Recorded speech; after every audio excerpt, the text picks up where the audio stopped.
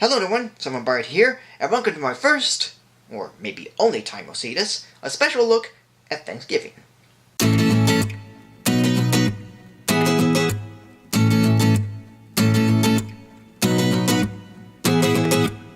With all the holidays that everyone knows about and have fond memories of, it's such a disappointment that Thanksgiving is becoming underrated. Sure, some of it may come from how PC everything was with the first Thanksgiving, but where it went made for some traditions that are still going. Giving thanks, watching the Macy's Thanksgiving Parade, eating the traditional foods, and watching Thanksgiving specials. And yeah, there's not that many, with Christmas being a domain and it being an American holiday, but much like my take on the Halloween specials, I'll be going over the ones that I've seen and sometimes have a likeness for. So, let's start off with a special that nobody knows about, but deserves some recognition.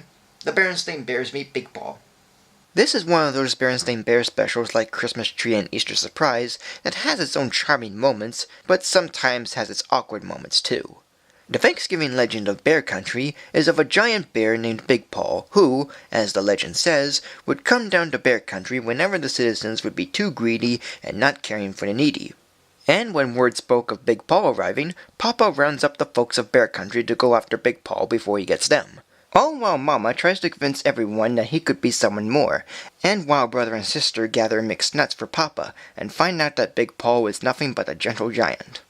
As you can tell, the story has a lot going for it, but some of the other stuff comes off as either kind of charming or kind of awkward. There are some fine songs in this, in fact Mama got 2 of them, but while they may have fine beats to them, they are sometimes forgettable. Yet its silly and bizarre animation is still present, and there's even a nod to the Christmas special, and a reference to King Kong. But out of all the holiday specials the Berenstain Bears did, this one's mainly okay.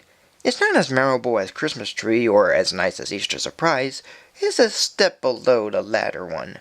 But as a Berenstain Bears fan, it's not that bad. But as okay as that one was, Hanna-Barbera did a Thanksgiving special that not a whole lot of people enjoyed, and that's the Thanksgiving that almost wasn't.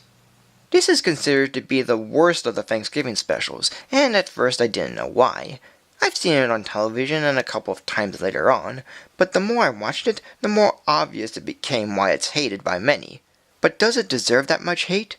It takes place during the first Thanksgiving, or more before the first day of feasting, as told by a father squirrel to his son, on how his great-great-great-grandfather, Jeremy Squirrel, helped save a pilgrim boy named Johnny Cook and an Indian boy named Little Bear escape the forest before a timber wolf catches them, all while the other pilgrims and Indians search for the boys. On the night of the first feasting of the first Thanksgiving! Yeah, what a way to be historically inaccurate, which is one of the reasons to call it the worst Thanksgiving specials. But even saying that is a bit generous. The songs in this are at times forgettable and at times annoying. In fact, one song plays 3 times in this. The animation is the standard Hanna-Barbera style, and the story becomes false with the time it takes place. But I don't quite see it as the worst, it's just not good. I mean, the title should have been with another story than this. Yet as far as holiday specials from great animation companies go, this is one that's not as bad as people say it is. But it still comes off as bad. And speaking of holiday specials coming from great animation companies, Rankin Bass also did a Thanksgiving special, though it's only just one, Mouse on the Mayflower. While Rankin Bass is known for many Christmas specials and a handful of Easter specials, their one and only Thanksgiving special has the same charm and feel, but not so much the same enjoyment. It's about a mouse named William Mouse, as told and sung by Tennessee Ernie Ford, who came along the Mayflower with William Bradford, Miles Standish, and John Alden to America, where he befriends an Indian mouse named Little Big Thunder and helps the pilgrims not only befriend the Indians, but also help in saving some of the pilgrims' lives.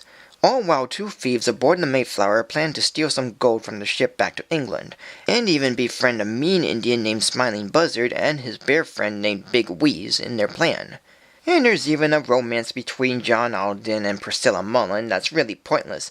And did I also mention that the story is told by a mouse in the 3rd person but somehow quickly goes to the 1st person and yet the mouse is never referenced again? Yeah, it's all over the place and not well handled. Sometimes it would come off as boring and slow-paced. Even when you think it's over, it keeps going. The songs are nice, but they're mostly forgettable, and its animation is okay. But as Rankin Bass specials go, this is my least favorite of them. It really did try for what it is, but in the end, it's just nothing. But is there a Thanksgiving special that is plenty of fun and enjoyable throughout? Well, there is one, and that's Garfields Thanksgiving. This one has about as much enjoyment and fun as the other holiday specials, and not many people think of it, but it deserves mention. When John takes Garfield to the vet, he asks Liz to go out with him, yet after refusing many times, she accepts, but only for having Thanksgiving dinner at his house. But John's excitement for being with Liz becomes carried away when trying on outfits and cooking dinner in the most laziest and at times literal way possible. That is until Grandma comes in to set things right, and while John distracts Liz, Grandma makes the food her way. And there's even a subplot with Garfield trying to avoid a diet Liz gave him, but John and Odie keep an eye on him.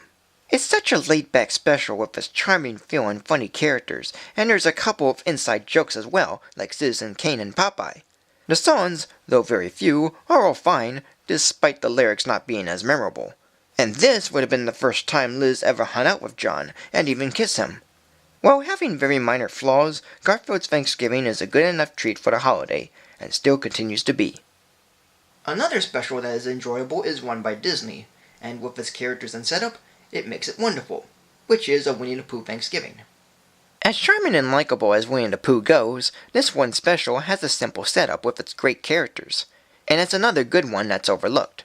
Pooh, Piglet, Tigger, Owl, Eeyore, and Gopher bring in their own favorite foods to celebrate Thanksgiving. But Rabbit tells them that Thanksgiving food needs to be done traditionally, so he has them go out to do tasks for a proper Thanksgiving. Tigger and Eeyore go gather cranberries for sauce, Gopher makes the pumpkin pie, and Pooh and Piglet hunt down a turkey. Like some of the other specials, this does show what it means to have a perfect Thanksgiving feast, but learning that the feast is not what Thanksgiving is about. Yet with this one, it becomes the main focus, and has plenty of fun with it. The songs in this are good, the animation is nicely done, and there's some funny moments too. And by the time it wrapped up, everything about it felt right. The characters are still great, the songs are pretty fun, and as a whole, it's a very good special. And it can be experienced through the Winnie the Pooh Seasons of Giving DVD, which is the only version available. And of course, let's not forget the classic Thanksgiving special, and one that continues to be shown, A Charlie Brown Thanksgiving. Now with any Peanuts holiday special, you may think that I would love this and have it be my favorite Thanksgiving special. But unfortunately, that's not the case. It's nothing bad really, I just don't think it's as good as everyone else says. With Thanksgiving around the corner, Charlie Brown gets phone calls from Peppermint Patty, and she, without Charlie Brown saying this, invites herself, Marcy, and Franklin over to Charlie Brown's home for Thanksgiving dinner, when in reality, Charlie Brown and Sally are going to their grandmother's for Thanksgiving. But Linus, Snoopy, and Woodstock help prepare a feast for Patty and her friends before Charlie Brown and Sally go to their grandmother's. It is a charming special with funny moments, good music, and a Thanksgiving feast that I would love to try out someday. But the scene where Peppermint Patty scolds Charlie Brown for the feast comes off as a bit mean-spirited to me, and having to be sorry for inviting herself and others just doesn't cut it. Even when Snoopy makes a real Thanksgiving feast at the end, it becomes very questionable, like, why didn't he do that before? Would the kids not believe a dog could cook a meal? Yet everything else is all fair and good. And while I love the Peanuts, I really can't say it would be my favorite. But it's all pretty much okay for what it is, and I see no harm in that. Okay, so the Peanuts Thanksgiving special isn't the best, but they did another one, and surprisingly, it's more charming and likable. It's an underrated classic in my opinion, The Mayflower Voyagers. Though it's part of the miniseries This Is America, Charlie Brown, where the Peanuts gang become part of American history and teach/learn lessons about it, this one is not only my favorite from the series, it's also my favorite Thanksgiving special entirely. The special is basically going over the story of the first Thanksgiving, but mixed in with the classic Peanuts humor and characters. And of course, the series is one of the rare times where the adults are being shown. But with these, it's more for the history aspect than just the Peanuts. But aside from that, everything about the special is delightful, especially the music, which is pretty calm and soothing. The history lesson is mighty good, the animation is classic Peanuts, the many moments are fun, and its overall feel is very engaging and sometimes heartwarming.